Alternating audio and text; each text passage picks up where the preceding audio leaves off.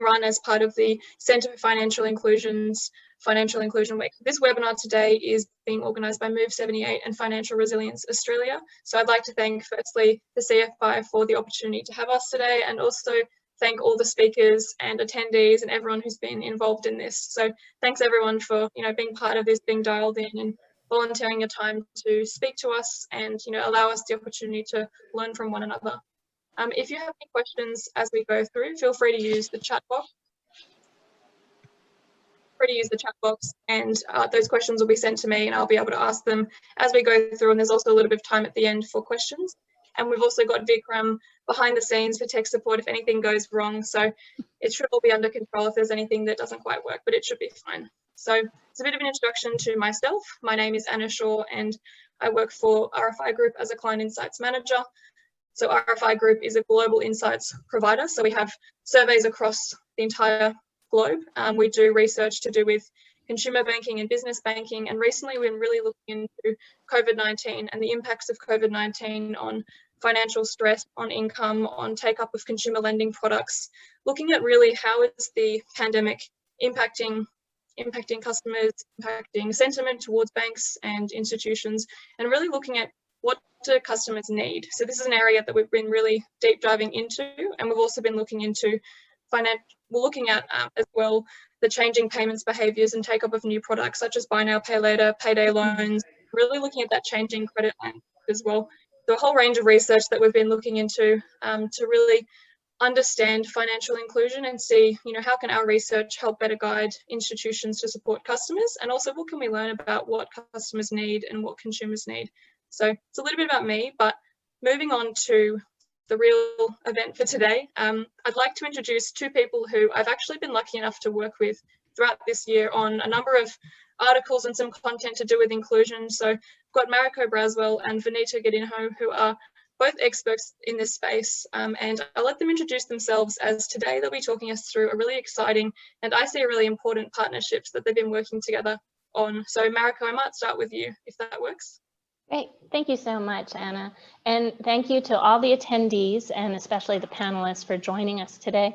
We are thrilled about this partnership, but first I'm going to tell you a little bit about Move 78 and why this partnership is so important with Financial Resilience Australia. Move 78 is a corporate advisory based on tech companies that are looking to expand to Asia, primarily from the US and the UK. We have our roots firmly in fintech, but we've now brought into greater technology. So we also are divided into two initiatives, more our commercial initiatives, which is more M&A activity and consultancy work and business development, and then also our philanthropic initiatives. And that's where my main focus is. And that's why I'm here today with all of you. We are thrilled to be partnered with Vinita and Financial Resilience Australia. And our partnership is so unique and perfect in that we complement each other with our fintech background and digital inclusion background. And of course, they bring together the banking and financial wellness background. So together we cover a lot of ground, and we're really excited to work together with them. So I'll leave it to you, Vinita. Thank you everyone, and thanks to the panelists and to all the attendees, in particular to Suthapa, who's woken up at 5:30 in the morning Indian time to join us today. So I'd like to acknowledge that we're meeting today on the lands of the Kulin Nation, our Aboriginal elders, and I'd like to pay my respects to their elders past, present and emerging. So thank you so much for that introduction, Mariko and Anna. As you know, my background is quite eclectic. I've been a banker for more than 20 years. I've done research on money as an academic. I've also helped to create and run a microfinance charity. And this year I started my life as a startup entrepreneur. But a common thread across all of these roles has always been a passion to help people to manage their money so that they improve much of everything that I do. And to me, this week is the most important week because of that. I also think that I've been so lucky sitting here in the middle of COVID thinking, what can I do to make things better? And as luck would have it, I've come across many fantastic partners, particularly Mariko. So we decided to partner to turn our good intentions into practical actions that can make a difference to improve financial well-being. And that's what I hope that this partnership will allow us to do. A little bit later, we'll talk a little bit about what COVID has taught us. Financial inclusion needs to take notice of. And Anna and the panelists will talk about that in a little while. Perfect. As far as this partnership, I mean, well, actually, I've got just a couple of questions just to get to know really what's going on behind this. And I think probably the first question I'd like to know is, simply put, how do you feel this partnership can help to address financial inclusion? So what actions and what do you think this could do to help address that? Should I start, or do you want to go, Yeah. Benita? I think first and foremost, our aim is to gather people together across sectors and also to raise awareness. I think so often the hot term was digital or financial inclusion, but financial wellness is it's more broad, and it considers the person and community in a more holistic way and sustainable way. So I'm sure Benita has some to add to that. Sure. So I'd like to answer this with a slightly long-winded response, so please bear with me. I think that COVID has brought to the fore three things that really impact, from my point of view, how this partnership can make a difference.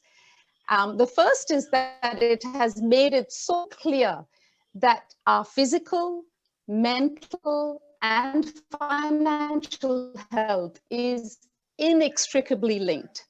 And that if we are to look for and holistic, so that they can improve physical, mental, and financial health.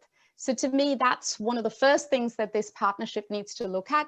What are the linkages between these aspects of health and well-being, and how can we create opportunities to be able to improve them all?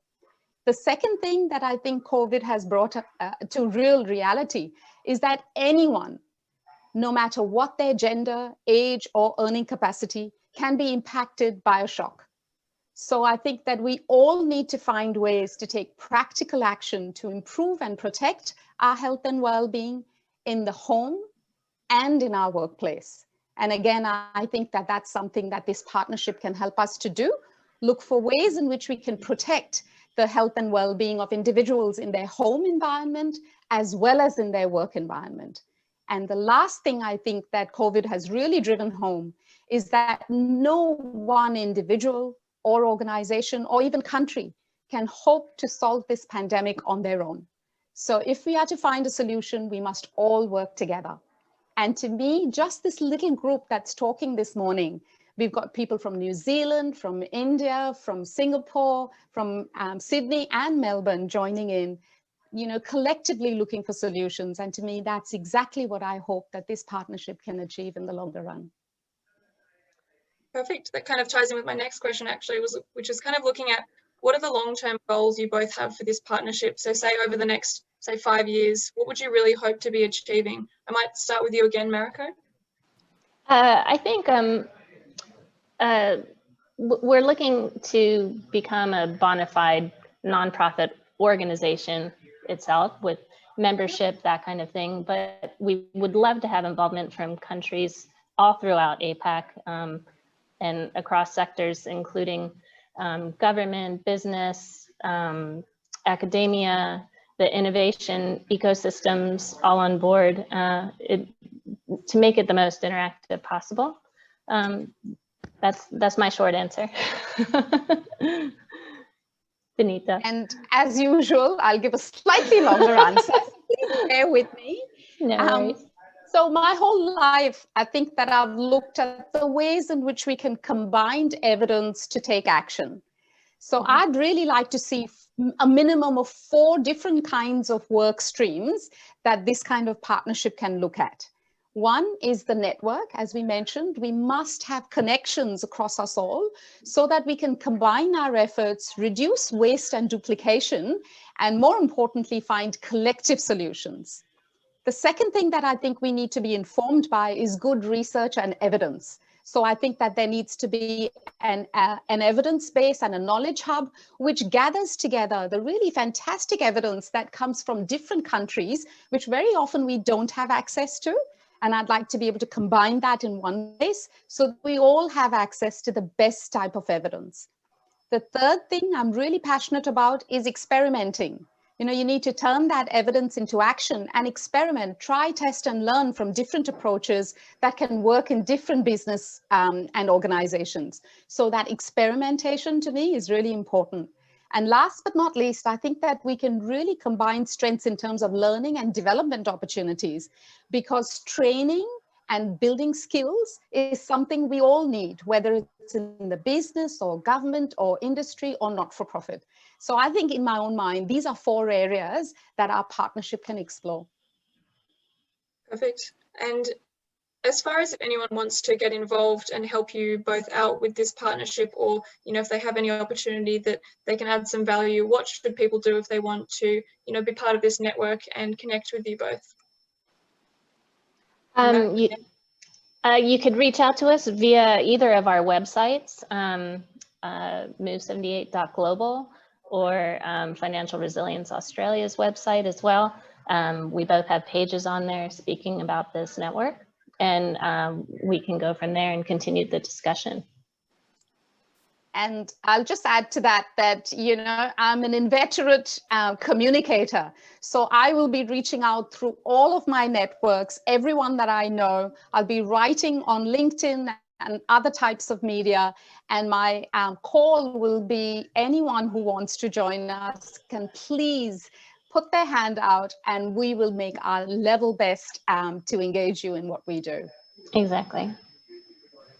Thank you for talking us through that partnership. I think there's a lot of good things that will come from that, and I'm really looking forward to seeing kind of everything you both achieve with this, and I hope I can help as well with it wherever possible.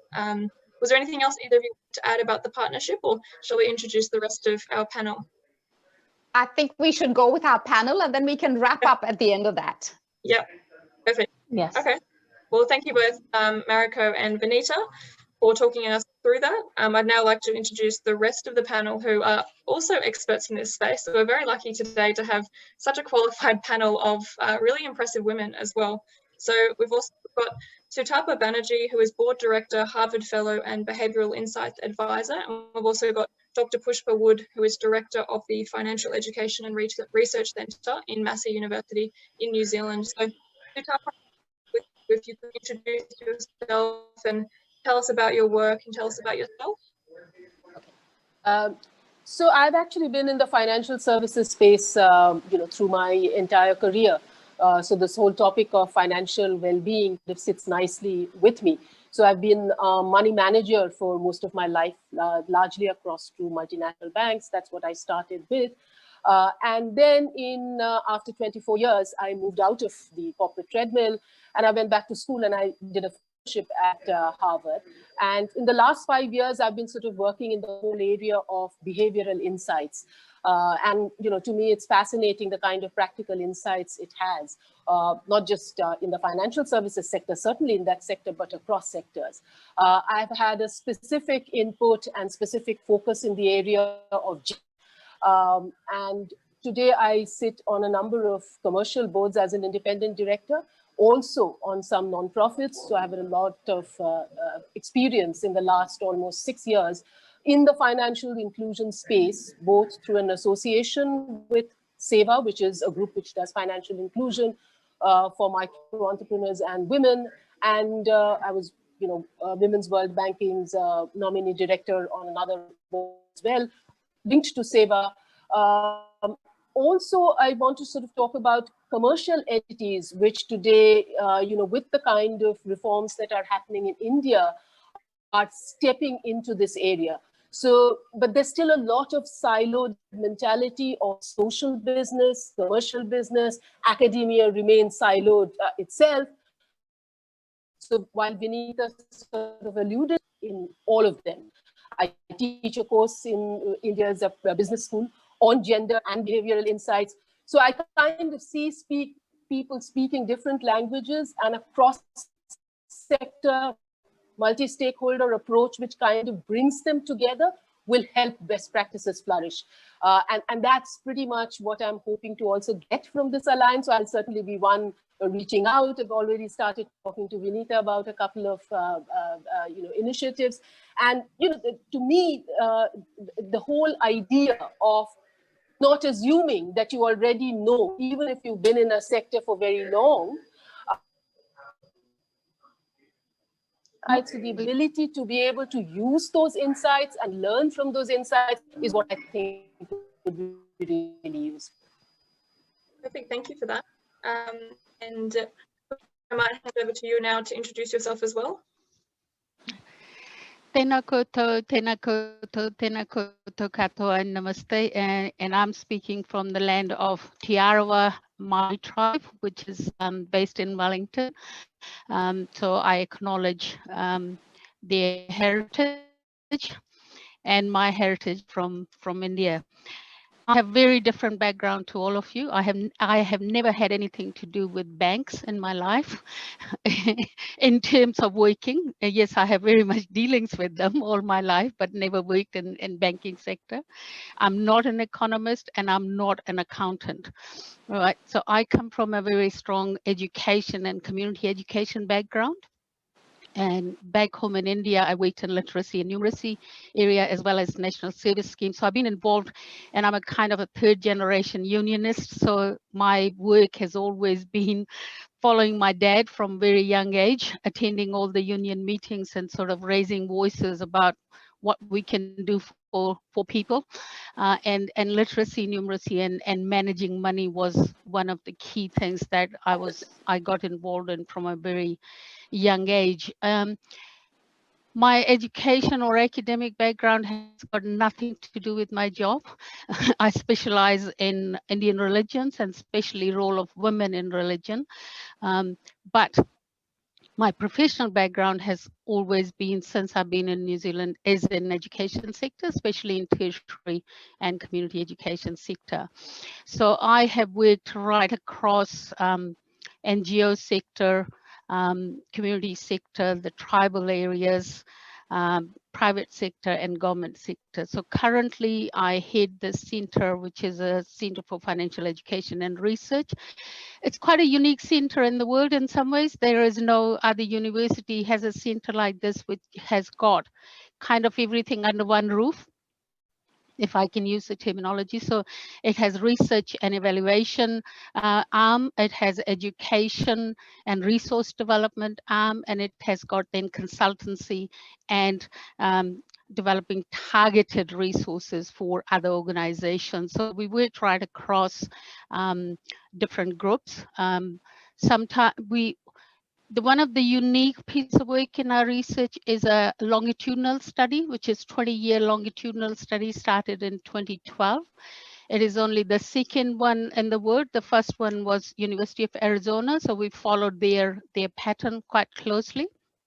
And we're going to follow these 300 young people. Well, they won't be young by the time we finish the study, but they started at the age of 18 to 24. And we wanted to, I guess through this study, we want to track them and see what their financial knowledge, understanding and behavior looks like as they go through different stages of their life. What is their thinking about their future? What steps are they taking? We also wanted to understand where did actually, if any education they had, where did it come from?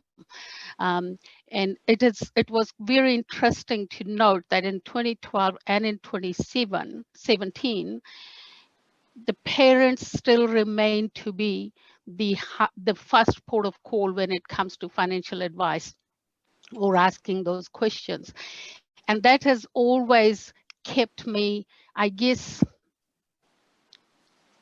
quite active in nagging at different groups and organizations who are offering financial education programs, is to actually try and convince them that financial education does not happen in isolation. It does not happen in one after the other. It has to happen simultaneously from all fronts. So it needs to happen in school, at home, at workplace, at university, at all fronts at the same time. All right, and that has been quite an interesting journey and last about 8 to 10 years. So my passion always has been what actually triggers people to change their behavior. What is where can I draw a line and then say, right, if I draw this line, people will cross over and do this. So I'm always keen on, so what? So I always ask the question, even after the research paper comes out, I usually say, so what? And my frustration has been that the commercial sector has always been interested in reach rather than impact. And with some of my counterparts in India, I always have had interesting discussions with them to say, okay, so you're getting children to sit exams in the school, so what? Right? Yes, they are financially literate, but what happens after that?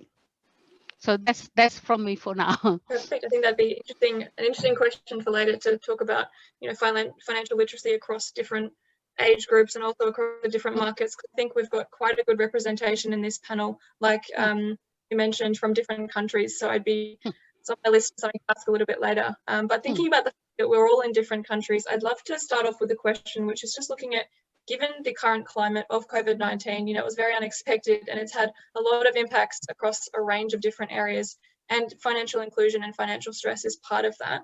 I'd love to know from each of you how the respective countries, so where you live, how that country is coping with COVID, and what are some of the flow-on consequences and impacts you've started to see. So I might start from the top of my screen, which is Mariko, if you want to start us off with what you're seeing in Singapore.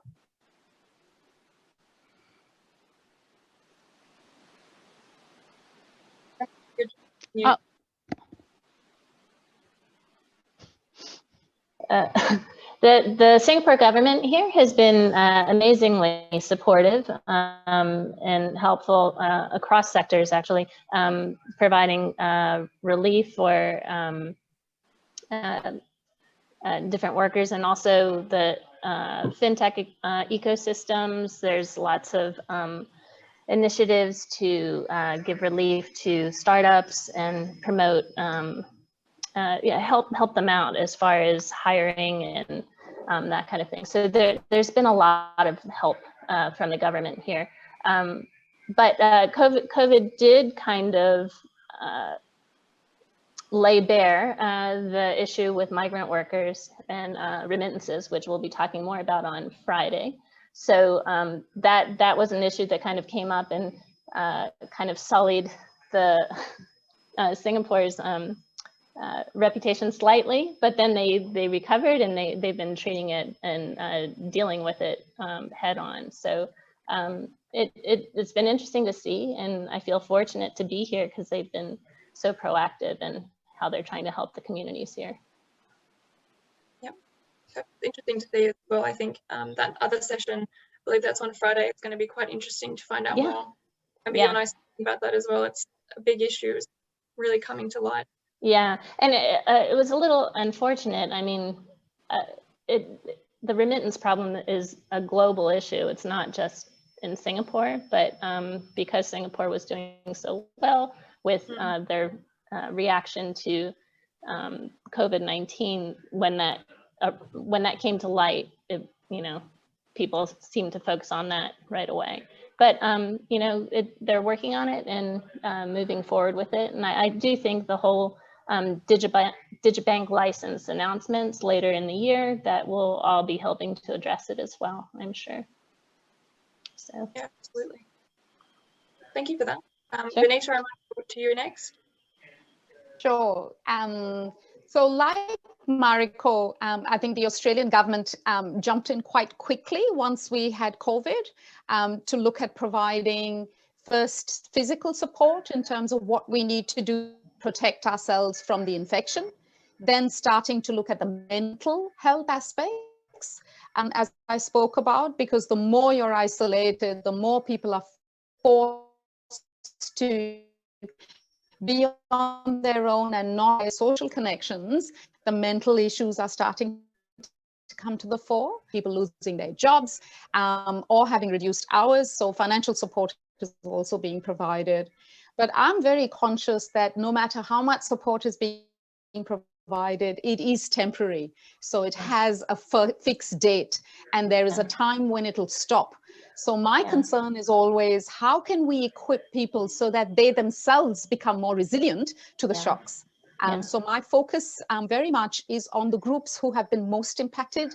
And these groups are women, young people, and those who are already on low incomes or already having very low safety nets in place. And unfortunately, almost 50% of households, even before COVID emerged, already had very little safety net in terms of savings. Also, I think our recovery is being positioned as a jobs-led recovery. But if so, I think that employers and workplaces need to find ways to improve the financial health and well-being of their workplace. And again, that's an area that I'm really concerned with, to find practical solutions so that the employers actually know what they can do to, one, measure what's happening in their workplace, and then two, take action to address that. So these were the main things that came out, which I highlighted, just the fact that it's not just a physical issue. There is a mental issue attached to it, and there's a financial aspect as well. And they all need to be looked at. So I'll be... Thanks for that. Yeah, things are moving. I'm based in Sydney as well, and some of our research is showing that we've seen, we've estimated around 11 million Australians could be impacted, have their income impacted negatively by COVID, and it's particularly young people or those in casual employment or contract employment. So with that jobs first approach, I think it's an interesting area to keep an eye on, particularly as the support starts to, step back. There's going to be these ongoing consequences and those ongoing struggles. For that, Chapra, I might go to you next. Yeah, so, I'd like to start by saying that India is a developing country, and it has, in any case, it's a complex country. It's a very diverse, it's a very heterogeneous country. And there were a lot of issues earlier. What COVID pretty much did is it kind of threw a lot of the problems into sharper relief for us to view them, as it were, and obviously exacerbated some of the issues that were already there. And India really is multiple Indias, right? I mean, there's a rural-urban divide, which is very stark. There is a formal-informal sector, and to sort of define it for everybody, the informal sector are really mom-and-pop shops. These are unincorporated enterprises, and they employ less than 10 people and have no retirement or other benefits. So it's literally, you're almost sort of coming on contract and working. They don't fall under any kind of regulatory guidelines at all. And to just share, India today has close to about 93% working in that informal sector. It's a staggering statistic. So all of us, me and most of the people sort of I talk to or work with fall into the formal sector. We interact with the informal sector. Sometimes we do initiatives for the informal sector, sometimes, but these are the people who are supplying food as we stay locked down. These are the people, who actually are the people who are sometimes employed by larger entities, but sometimes they're taken on contract because of a multiplicity of complex rules. So let me talk about just 2 or 3 points which got thrown into sharp relief in the Indian context. I mean, there's no point talking about what the government could have done or did not do, but some of the points, or for that matter, what businesses did or did not do, because pretty much everybody did a lot of things. Communities worked, and which is why in one of the largest slums across the world, the Dharavi, which is not very far away from where I live, it is actually a case study of how in a really densely populated place, COVID could actually be restricted. And it's been talked about worldwide. So obviously, people pulled out all stops, whether it's NGOs, whether it's businesses, whether it's government, but there still remains a lot to be done. But let me talk about a few things which, as I said, got thrown out into sharp relief. One is migrant labor. And that's something I think it's covered in the Financial Inclusion Week on one of the days. I don't remember when.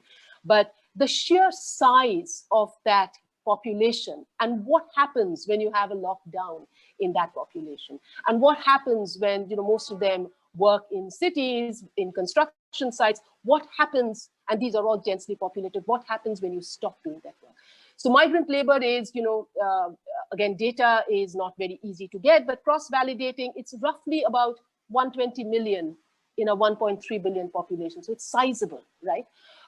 So the point I'm trying to bring is the solutions, or even the attempted solutions, have to be very contextual, not just for India, but for all of these minor mini Indias.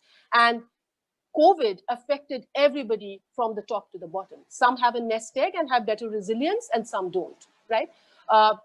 So some of the things which need to be done is, if I look at the informal sector, or the 93%, right? There, again, there is a divide between rural and urban.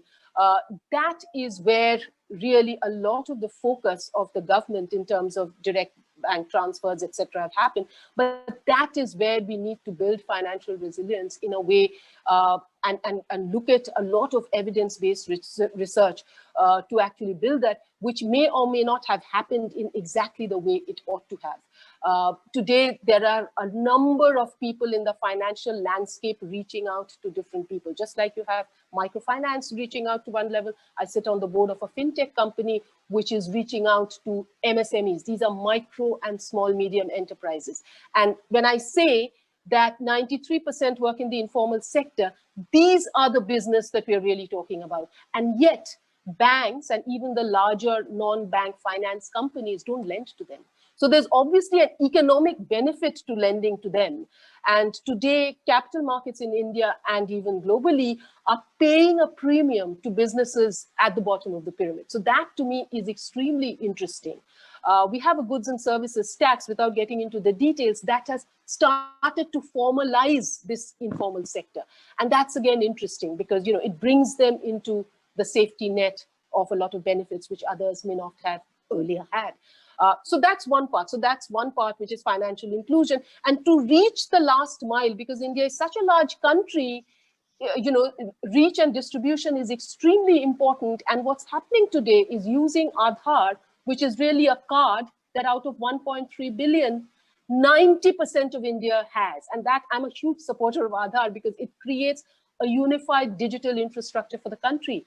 And through that, today, people can actually start to transact even in the mom and pop shops. So you're able to do basic financial transactions like taking out money, do remittances through that. Now that needs to cover the whole spectrum of the country, which is obviously not happened. So that's one part of financial inclusion, which is very critical, because if I take the example of the migrant labor, how does that person who's sitting in the cities, and they've now started migrating back to the cities, how will the person remit back home? Right? You need something. Today, 40% to 60% of that happens through high-risk informal channels. So somebody's carrying cash back, right? So that's one part where, any best practices across the world can actually be taken from India because some phenomenal work has done just using an Aadhaar card where you can do a variety of transactions. Then comes the lending to that MSME sector, making that grow, where there is a lot of work of leveraging technology, just using technology to be able to create credit history where none existed because nobody is lent to them. So you're using surrogates. So that's another interesting space that's happening. Then we come to the microfinance area, which I alluded to earlier, where a lot of organizations are working, and particularly with women. And I want to stress that gender and the whole area of intelligent design and behavioral insights cut across both the formal and the informal sector. So microfinance is the other area where a lot of help is necessary if we could sort of look at best practices, both within India, to be able to translate them, and to be able to take evidence-based research from outside and then contextualize it, experiment, and see what works best rather than continuing to do what we were doing. And it again requires a multiple stakeholder approach of bringing everybody together. And quickly, to just stress, the formal sector needs it as well. There are startups which have gone bust during this period, right? So what do you do there? And, I've been a money manager most of my life. So, young people, I think Vinita spoke about the power of compounding, the ability to save early. And there are so many behavioral insights. We've had, Richard Thaler talk about, save more tomorrow. So you take away the present bias, you take away, you take into account that we all have an instant gratification mode that we operate in, where we don't like to sacrifice what we get today. But as your income increases, can you automatically start to save more, right? In the US, that moved from 49% to 86% in 1 year. So you automate it. The default mode is that you will have a certain percentage of your salary going out, which increases as your salaries go up. So all of these have interesting applications in both the formal sector and the informal sector. Last year's Nobel winner, Abhijit Banerjee, did an experiment in Calcutta, and I'll end with that, where what he did was, there was enormous amount of messaging happening during the COVID period. He took West Bengal, where, being a Bengali, he's obviously a revered figure. I might mention he actually happens to be my brother-in-law as well, if you notice that surname Banerjee.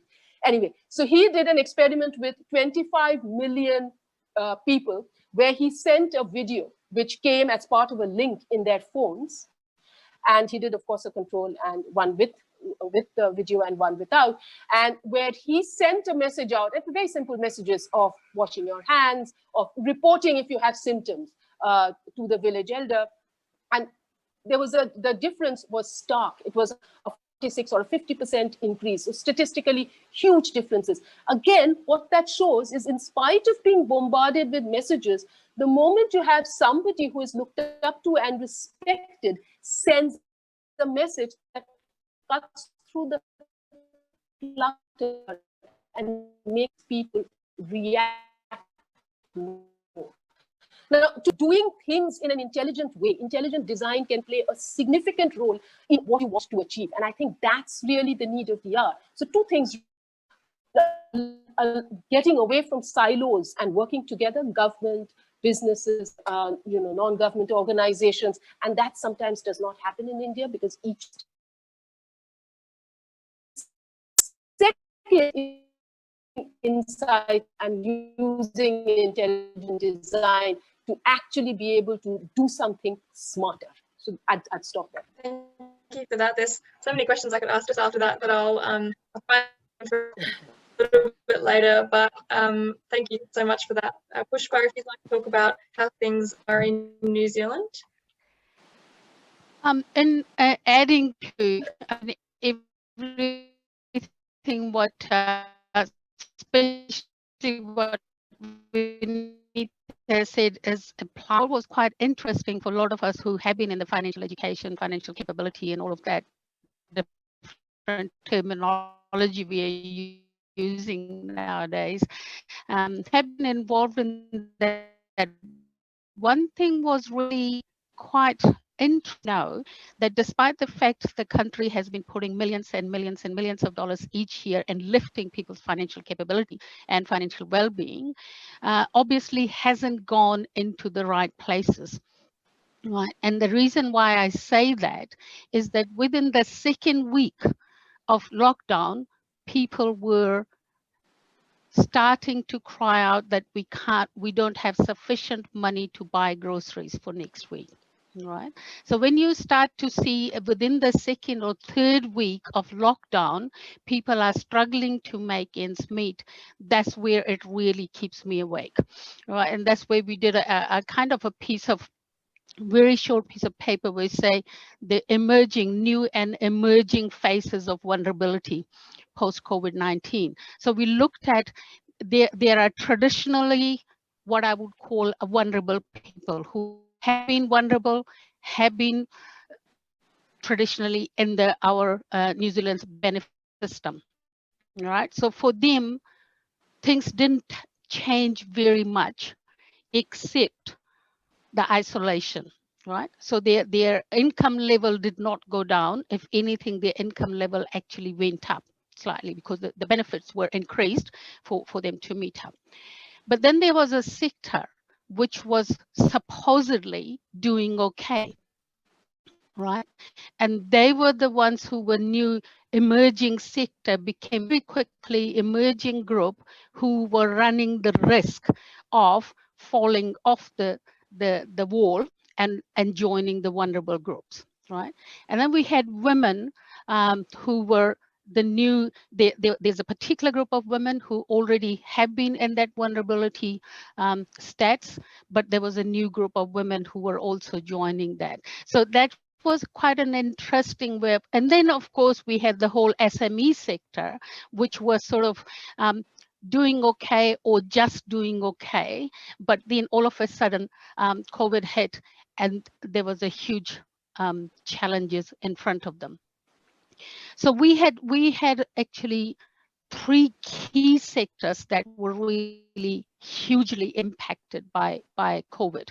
One was our education sector, and like Australia and New Zealand, especially such a small country, we heavily rely, our universities heavily rely on international students. Now that income pipeline was kind of almost came to a halt. So the 2-3 universities who were quite active, and Massey was one of them, because we have a huge distance learning program. So for us, the impact was comparatively smaller as opposed to other 7 universities, because we could still link up with our students internationally. So that sector has had and they are still measuring the impact of that income loss, right? And that is going to hit them next year, right? Because this year the budget was set, the money was there, income was there. It is going to have a huge impact when you will not have new enrollments, or you will not have second year, third year enrollments, right? So universities have been putting a huge pressure on government to find a way for them to actually bring in students. And only 2 days ago, the government has announced they've just given permission for 250 research students, international research students, masters and PhD, whose research relies on being present in New Zealand to actually come and enter the country with restrictions, of course. Our second sector, which has been hugely impacted, that is tourism. And related to tourism is, of course, the service sector. And that's where we had majority of our low education level people involved. Right, that's where the low income people were involved, and that's where quite a lot of our what we call the seasonal workforce was involved. So you will be surprised to know that at the moment, on one hand, we're saying there are job losses and people are unemployed. On the other hand, our fruit sector, fruit picking sector, for example, is crying out for fruit pickers. We don't have workforce to actually come and pick the fruits for us, because we heavily relied on seasonal workforce from Pacific Islands. They're not there, and that is causing a huge challenge. In terms of what our government is doing, they have put considerable amount of money, and I mean literally billions of dollars, into, in New Zealand it is known as shovel-ready projects, and that's the infrastructure, building roads, building buildings. And some of us have been raising quite loud noises to say, but this particular sector is 90%, if not more, is dominated by males.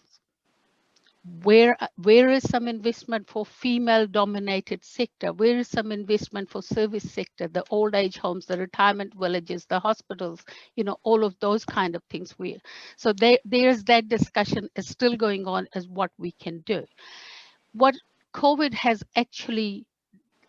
highlighted that even the people with, in our terms, 150, 200K, which is kind of a quite decent amount per year to live on, are struggling. Now, that is the group which does not necessarily require financial help. And if I use my crude terminology, they require a jolly good kick on their backside. Is basically to actually get their act together and start to look at how to manage their money better. So if I look at that, we recently, actually, our Commission for Financial Capability did a research during the lockdown period. And they came up with the figures, 38% of people at that time, this was in April, were struggling to make ends meet.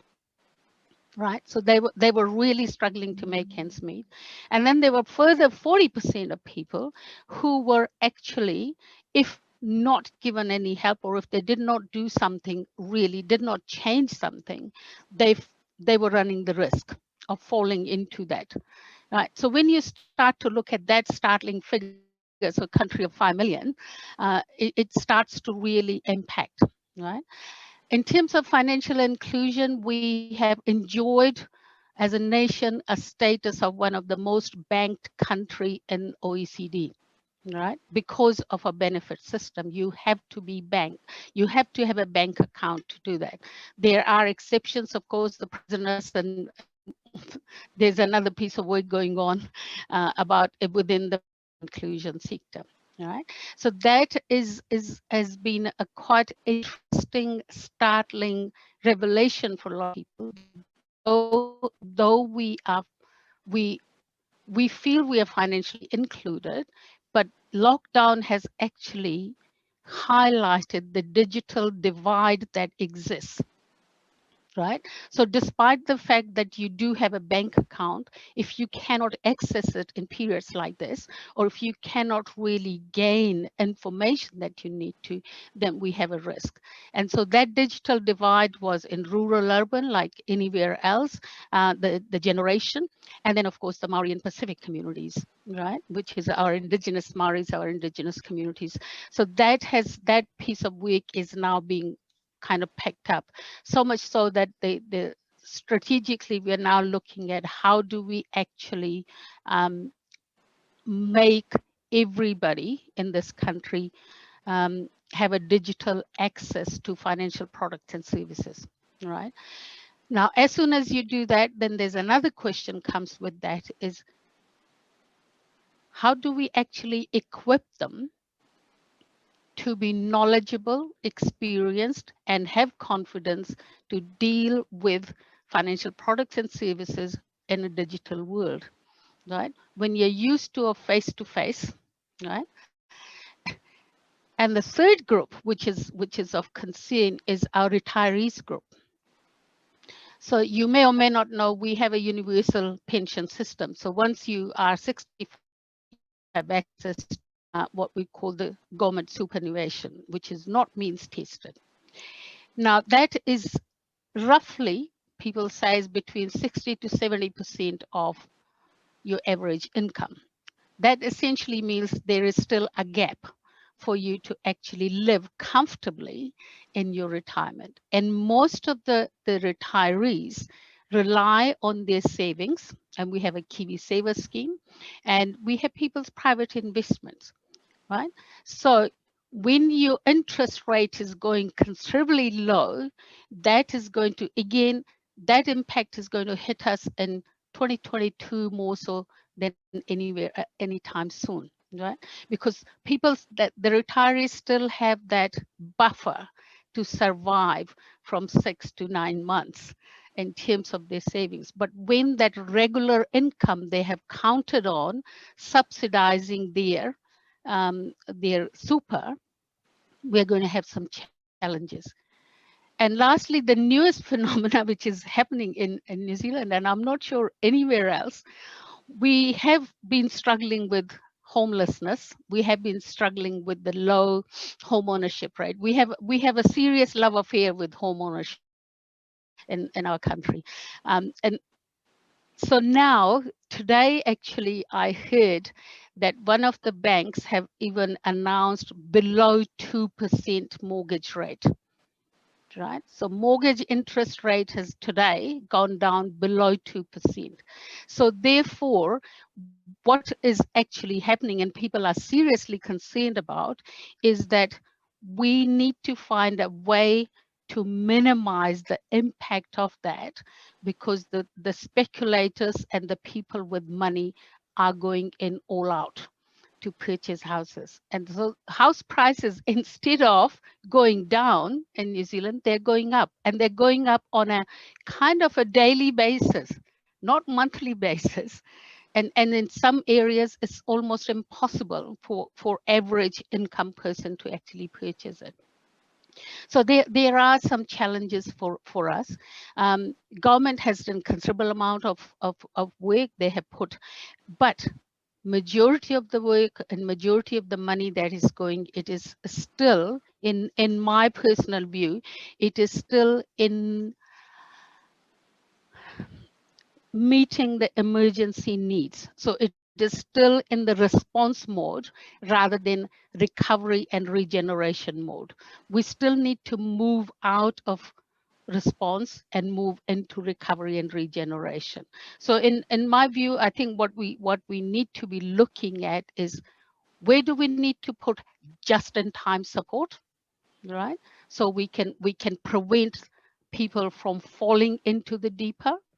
Where is temporary support is needed with time limit, and whereas long-term support is needed without time limit, but with outcome focused. I'll stop here. No, thanks for that. That was definitely really interesting. And I think one of the areas you touched on was this gender issue where females or women are more likely to be impacted by financial inclusion. And we've got a question from the audience, which is asking, what can be done to help financial inclusion for women across the globe? So I know both for you, Pushpa and Sutapa, you both are quite invested in these gender issues. And I'd love to hear a little bit about maybe what work you've been doing in this space and what you're seeing in your countries, as well as far as the work being done or the work that needs to be done to actually help address financial inclusion objectives for women specifically. Sutapa, maybe I could start with you. Yeah, okay. Yeah, so, gender in the Indian context is something which, while again, as I said, different people are doing different things, it needs to come center stage, and that hasn't yet come center stage. In the area of education, most people tend to look at economic participation as following from education. And in education, actually, if you look at the number of men and women, graduates, women actually outnumber men. And when it comes to postgrads, they are on the verge of outnumbering men. But that has not translated into economic participation. And that's a paradox, and I've written about this. And that paradox really comes from cultural norms. And that's an area that needs to be actually investigated, and work needs to be done. To actually to give you a perspective, in the Gender Economic Participation Index, India ranks just above Saudi Arabia and Pakistan. So that really should be setting alarm bells ringing. So you have less than 27% women who work, in the combined formal and informal sector. And the reasons vary across different sectors. And, to me, a lot of the kind of typical clerical jobs, etc., that typically aspiring middle classes or middle classes wanted to work for, or even among the poorer sections, are not going to be there. They've already, many of them are disappearing, have disappeared, and they will continue to disappear. So the whole area of micro entrepreneurship, and what you can do there, that's one very important area which there is focus on that area. And again, women in that area are typically, and that's where some of the organizations that I'm associated with, the Seva Group, etc., trying to help, and that needs to be helped more and more. So that's an area which I think is an important area to look at, and I think women are making their mark there. The second, if I come back into the formal sector, even among the higher earning classes, you see there's an occupational bias. Women tend to come into some jobs and not into the more powerful decisive roles. And that's something which is across the board. But it typically, again, comes from a gender stereotype, right? That decisive roles can be taken on by broad shoulders, while the more nurturing roles like nurses, primary school teachers can be taken on by women, which is, again, completely and totally biologically untrue. So the whole area of deliberately breaking stereotypes, which means don't let the woman make pickle and uniforms at home, even if you're giving them employment, even through a corporate social responsibility program, make them carpenters, make them drivers, make them do what they don't do. And similarly also encourage counter stereotypical images. So this is something which I do a lot of work on. In fact, my course in IIM Ahmedabad is actually called A Gender Lens on Corporate Policies. So where you look at that lens to see, are you catering to that constituency which ought to be 50%? And if you're and there must be reasons why, even if you think you are, you're not doing it because they're not coming up to that level. So the formal sector and the informal sector are completely different. There are overt biases in the informal sector which are not there in the formal sector. So we all sort of go with the belief that it's zero discrimination, but no discrimination does not bring in neutrality. And affirmative action itself sometimes can have a backlash. So it's a very judicious mix again of legislation, incentives, and behavioral insights which may move the needle in certain directions. You can actually even turn a cultural norm on its head within a certain context if you again use the right research, and there are many examples in that area. So I think gender kind of cuts across the whole spectrum, and I think even in the COVID scenario where most of us have had to work from home, I am actually optimistic that with both the gig economy now expanding and work from home and work from anywhere being par for the course, I actually think that that would benefit women in terms of giving them the kind of flexibility, even in the short and medium term, to be able to cope better and to be able to work rather than not work. I know there is a reverse argument that a lot of the elderly care, a lot of the care for children who are also locked down are coming on to them. But at least, and here I'm going segment by segment, at least in the upper middle class and this is more anecdotal rather than empirical evidence, and I'm sort of careful and I'm sort of specifying that it's anecdotal rather than empirical evidence, a lot of people in that upper middle and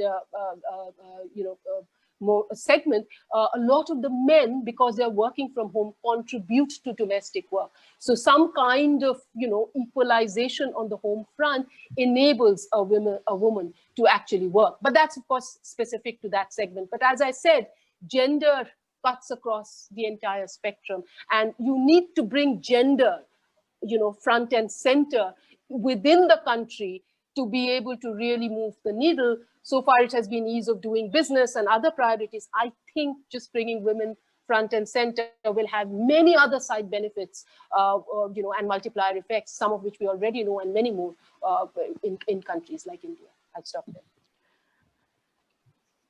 I'm conscious of the time, so I'll just add a few more things to what has already been said. I think from my point of view, 2-3 things.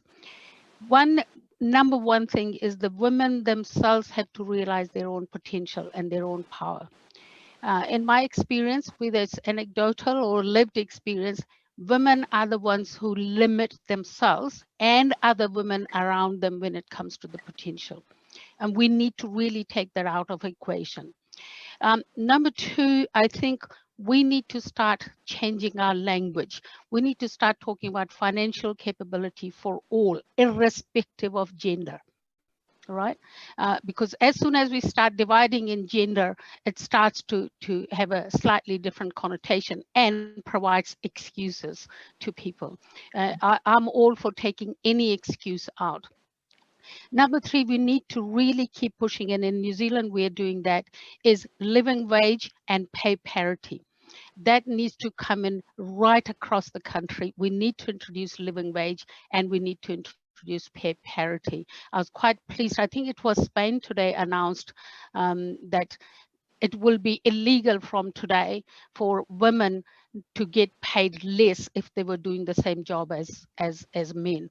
I'm sure it, but I'm sure it was Spain, but could be somebody else. The next fourth thing we need to happen is that women need to be at the decision-making table at every level. All right, and that is very, very important to happen, and that's what we need to be pushing for. On top of that, and do a real good critique of it and give it back to government to say, this is how you are indirectly discriminating, right? This is how you're indirectly shutting women out. I'll stop here. I'm conscious of time.